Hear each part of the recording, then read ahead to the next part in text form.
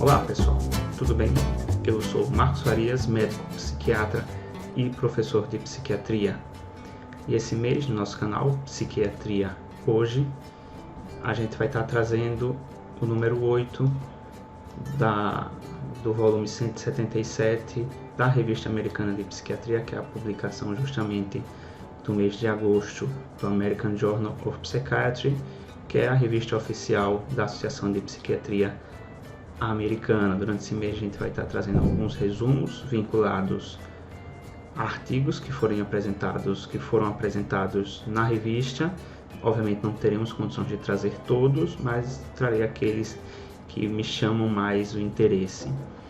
O jornal esse mês inicia com a nota do editor, o Ned Kelly, em que ele vai trazer que eles se dedicaram muito nessa edição em relação a falar sobre os avanços no entendimento dos transtornos de humor, e principalmente a depressão, em que ele vai trazer questões relacionadas a divulgar de uma forma melhor para os leitores os principais avanços que têm ocorrido no campo do estudo dos transtornos mentais em relação à fisiopatologia, em relação à conceitualização, em relação aos critérios diagnósticos e até mesmo os achados mais promissores sobre o tratamento. E aí, é justamente nessa tônica que a gente vai ter o nosso primeiro artigo mais significativo, que é uma revisão do Charles Nemeroff, que é titular do Departamento de Psiquiatria e Ciências do Comportamento da Universidade do Texas, em que ele nomeia o artigo dele como justamente o estado do nosso entendimento da fisiopatologia e tratamento ótimo da depressão. Aí ele vai trazer justamente a analogia entre o copo meio cheio e o copo meio vazio, certo? E aí, nesse artigo, o Nemeroff ele vai trazer questões relevantes também à multitude que a gente tem de achados sobre o entendimento de como a depressão se apresenta de forma heterogênea e como essa fisiopatologia também pode se dar de forma heterogênea, sobre critérios diagnósticos, situações promissoras em relação ao tratamento nos próximos anos e décadas. E parece ser um artigo muito promissor. A gente vai estar trazendo com certeza um resumo desse artigo aqui no canal. Adiante, a gente tem também, complementando esse artigo do Nemeroff, um artigo que fala sobre o tratamento hormonal do transtorno depressivo. E aí ele é justamente um artigo do estilo Estado da Arte, para falar sobre o que é que a gente sabe. Esse é um artigo produzido por pesquisadores do Conselho das Forças-Tarefas da APA, que é a força-tarefa relacionada a novos biomarcadores e tratamentos dos transtornos mentais, e parece ser também um artigo muito promissor. A gente também vai ter um resumo completo desse artigo esse mês no canal, falando justamente sobre o tratamento hormonal, ou qual é o estado da arte desse tipo de tratamento em relação à depressão. Ainda nesse sentido, a gente vai ter um estudo de Stanford sobre o uso de estimulação magnética transcraniana, uma nova metodologia que eles aparentemente começaram a utilizar para a depressão resistente ao tratamento, e parece ter trazido alguns resultados bastante promissores. Pelo que eu pude dar uma olhada no artigo, eles conseguiram aparentemente 90% de taxa de remissão, que todo mundo que entende um pouco do tratamento da depressão sabe que é uma taxa muito significativa. E aí, principalmente quando você está falando sobre depressão resistente ao tratamento, é outro artigo que eu estou muito ansioso para resumir e trazer aqui para vocês o que foi que eu achei nele. Ainda no sentido dos transtornos de humor, a gente tem um artigo sobre as tendências durante 20 anos no tratamento farmacológico do transtorno bipolar. É um estudo que usou dados de pesquisas ambulatoriais entre 1996 e 2016 nos Estados Unidos.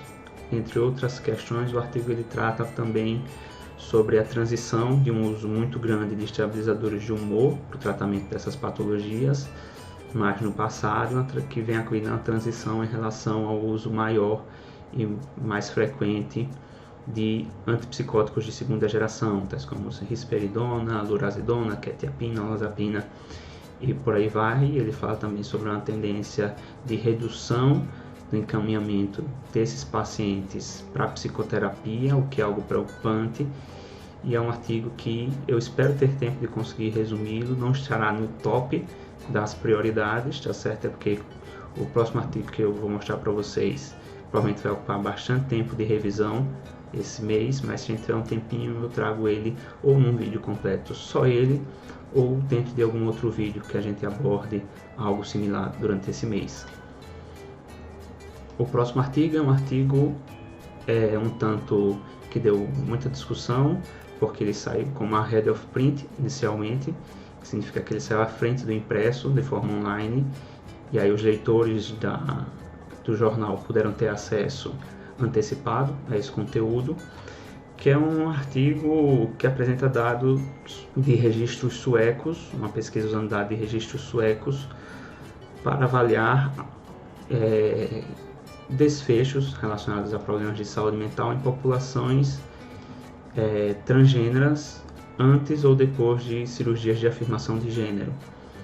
E aí você vai ter o artigo, ele aparentemente vai fazer um comparativo entre o desfecho positivo de melhora dos sintomas de saúde mental e manutenção ou piora desses sintomas em relação àqueles pacientes que passaram por cirurgia de transição de gênero e aqueles pacientes que se mantiveram apenas com terapia hormonal.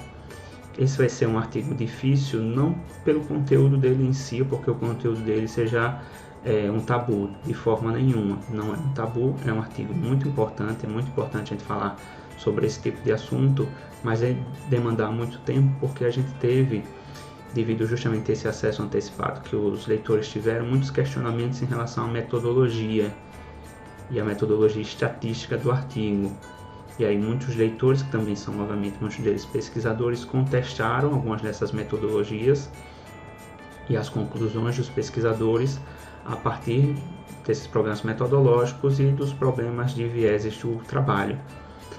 E aí várias, como eu vou mostrar para vocês agora, você tem nas letters to the editor, as cartas ao editor, várias cartas.